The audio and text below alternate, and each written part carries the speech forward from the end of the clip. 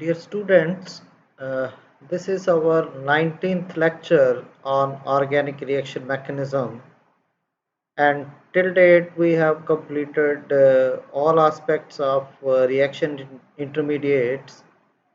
And to further study the organic reaction mechanism, we need to know certain general aspects of reaction mechanism. So, in the next few lectures, we will be discussing mainly about the general aspects of organic reaction mechanism. And in today's lecture, we will discuss that how thermodynamic and kinetic control is important in the outcome of various types of organic reactions. So, basics of any reaction that depends on two factors mainly. Uh, First factor is the thermodynamic factor, and second factor is the. So, whether a reaction will give us what kind of product is outcome of these two factors. That how these two factors they play their role for formation of for different types of products. As far as thermodynamic factors is concerned, it is related to the stability of the product. That if any reaction is influenced by a thermodynamic factor, that means there the major product will be determined based on the stability of that product. Whereas if we consider the kinetic factors, any reaction which is controlled by kinetic factors, there the product outcome will be determined by that how fast that product is formed. That is, rate of product formation will be dependent on kinetic factors. Now, to explain these two things, we will consider these two types of general reactions. For example, one is the reaction coordinate of a reaction in this blue one, and other one is in this C grade. So here the reactants they are converted into products. So basically, if you see, the product will be formed if energy of the system, that is system means product, is less than the energy of the reactant. Only then the reaction will be taking place in the forward direction. So that means if any reaction is to be converted into a product, a stable product, then energy of the products formed should be less than the energy of the reactants. Now, say we are having a reaction as per these coordinates in the blue one. So here the amount of energy required to change from reactant to products, that is activation energy, this belongs to this category EA1, and this is the transition state TS1 for this reaction, and this is the energy of the product formed. Say the product is a kinetic product, then the energy we say that this coordinate follows the Kp path. Now the kinetic product, as I have told you, is formed through transition state TS1. Here this reaction will be a faster reaction than this reaction, which is controlled by Tp, and the activation energy required for this reaction is higher than the energy required for this reaction.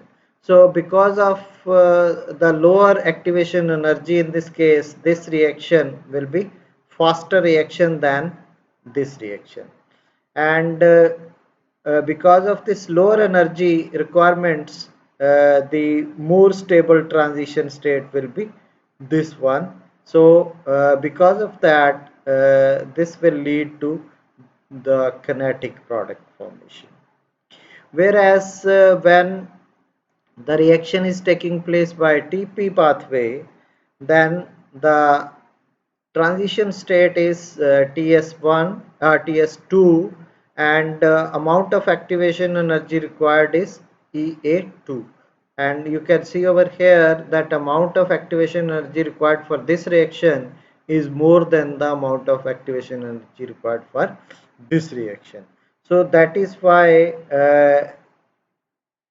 this reaction will need the higher kinetic energy for conversion from reactant to products than this kinetic product.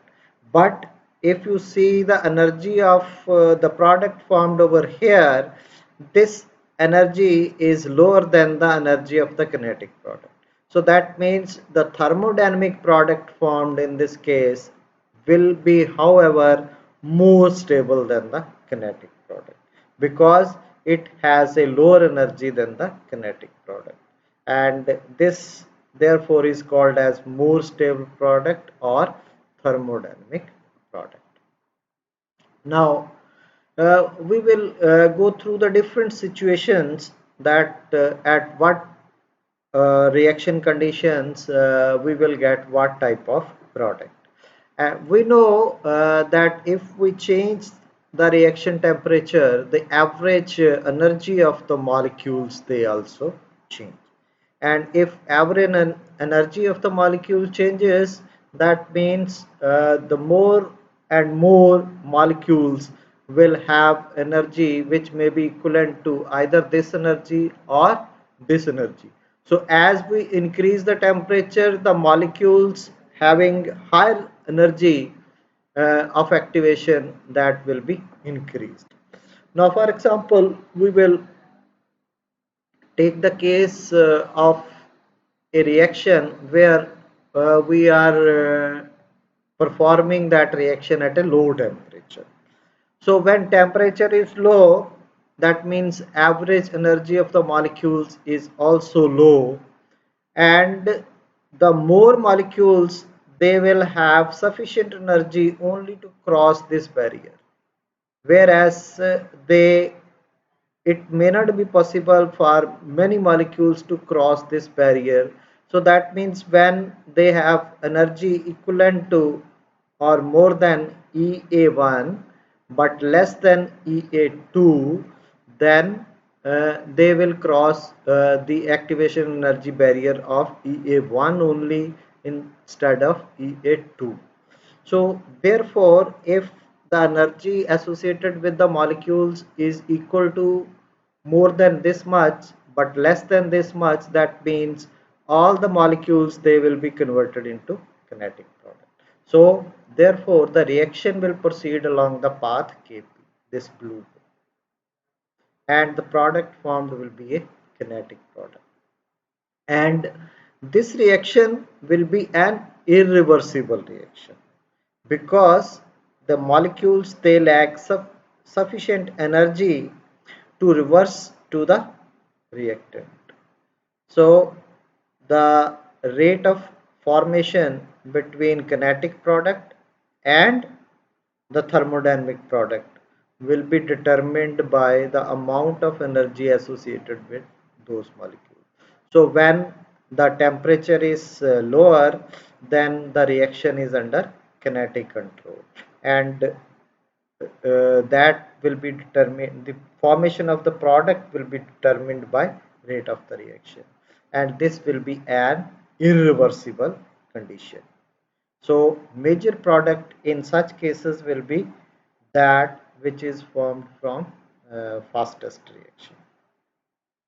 So not the most stable but the fastest reaction. Now if I increase the temperature of the reaction slightly, we perform the reaction at slightly high temperature, then the more molecules will now have energy equal to EA2 or more than EA2. In such cases, Kp will become reversible because sufficient molecules now will have enough energy to cross the reverse reaction barrier for Kp. And whereas this Tp pathway will become irreversible because now the molecules they have sufficient energy for conversion of the reactant into a more stable product, that is a thermodynamic. So here, when temperature is slightly higher, although some kinetic product will be formed initially, but over the time, because this reaction is a reversible reaction, this will again be reverted back to the reactants, and then those reactants they will acquire the sufficient energy required for this process to take place. That is, molecules they will acquire EA2 energy of activation equal to more than this barrier, and we will get a thermodynamic product. So similarly, if we perform the reaction at high temperature, then the more stable product that will be formed. So that means at high temperature the reaction is under thermodynamic control, and there will be an equilibrium between kinetic and thermodynamic products, and the reversible conditions they are there. So kinetic product ultimately will change into a more stable thermodynamic product. So history of kinetic and thermodynamic control goes back to 1944, when this was first studied by Woodward and Baer, when they have performed this Diels-Alder reaction between fulvene and maleic anhydride. So we know that a 2 plus 2 cycloaddition takes place in this case, and there is a possibility of formation of two products. One is endo product and other is exo product. And when the melting point of exo product is 93, whereas melting point of endo product is 132 degrees centigrade. It was observed that when the reaction conditions they take place at a lower reaction temperature, then endo product predominates. That is, major product formed is the kinetic product at the low temperatures, whereas when the reaction was performed at high temperatures, then the product formed was the more stable exo product, which is a thermodynamic product. So this is formed at a faster rate, kinetic product, whereas the stability of the thermodynamic product is more, and this is formed at a higher temperature. So high temperature endo product is formed more rapidly, as I have told you, kinetic product, and longer reaction time also longer reaction times and high temperature they will result in the formation of more and more exo product.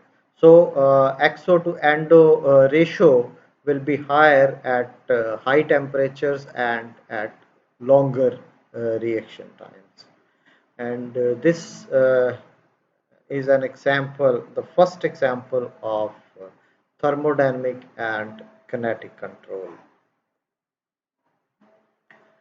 Then applications of these thermodynamic and kinetic control. We will study this application in different types of reactions. These are mainly observed in Diels-Alder reaction, then inulate formation, and then in addition reactions. So we will discuss these one by one. First is applications of kinetic and thermodynamic control in Diels-Alder reaction.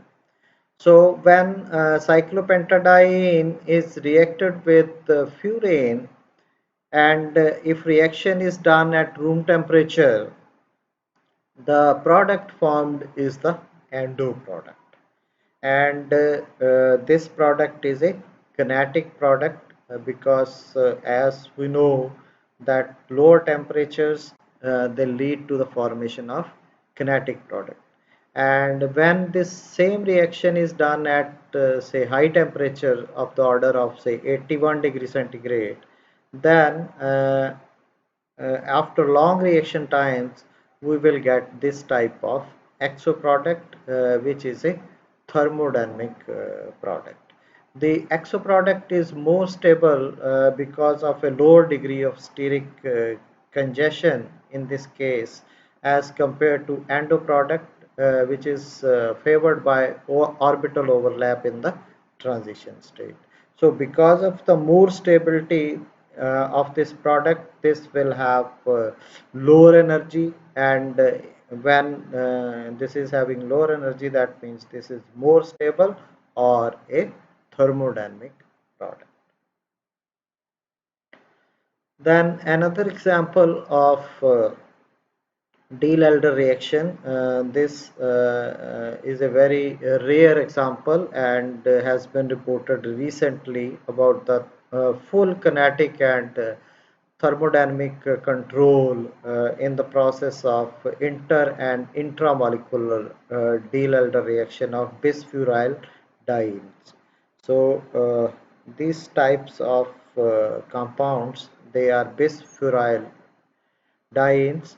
This is a furane ring, and the two furane rings they are attached, and this X may be CH2, this may be sulfur, this may be oxygen, this may be nitrogen or keto amidic nitrogen.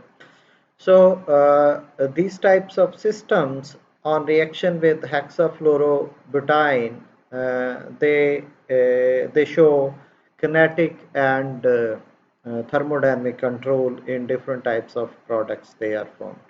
So when they undergo Diels-Alder reaction, then these types of intermediates they are formed, and depending upon the reaction temperature we will get either kinetic product or thermodynamic product in these types of reactions. So for example, when the reaction temperature was ranging from -70 degree to room temperature in presence of toluene as solvent in 10 days, this adduct was formed which is called as pincer adduct, and this was said to be kinetic product which ultimately changed on heating at 140 degrees centigrade a 100% yield into a more stable thermodynamic product. The Similarly, if we directly heat these at 140 degrees centigrade, then only thermodynamic products they are formed, kinetic products they are not formed. So this reaction clearly indicates that the reactions they have either kinetic product formation or thermodynamic product formation depending upon the reaction conditions, and this is called as kinetic or thermodynamic reaction control in different types of processes. Then some examples in enolate chemistry. We know that in case of ketoenol tautomerism, enolates they are formed when such type of systems having alpha hydrogens they are reacted with strong bases, and because of the presence of this carbonyl compound, the alpha hydrogens present on these carbons they become acidic and they can be easily deprotonated, such type of compounds. So deprotonation of an unsymmetrical ketone, this shows either kinetic or thermodynamic product formation depending upon the reaction conditions. The kinetic product is the enolate which is resulting from the removal of most accessible alpha hydrogen, whereas thermodynamic product has more highly substituted enolate moiety that is formed. So this is more substituted inulate moiety, whereas this is more accessible alpha hydrogen removal product. So this is a kinetic product, whereas this is a thermodynamic product. So when this reaction is performed at usually low temperatures, the sterically demanding bases they increase kinetic selectivity.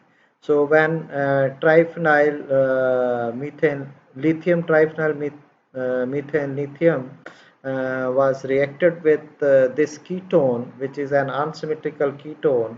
So deprotonation at this will give us a secondary carbanion, whereas deprotonation at this will give us a tertiary carbanion. So more stable will be this carbanion, and hence this will give a thermodynamic product.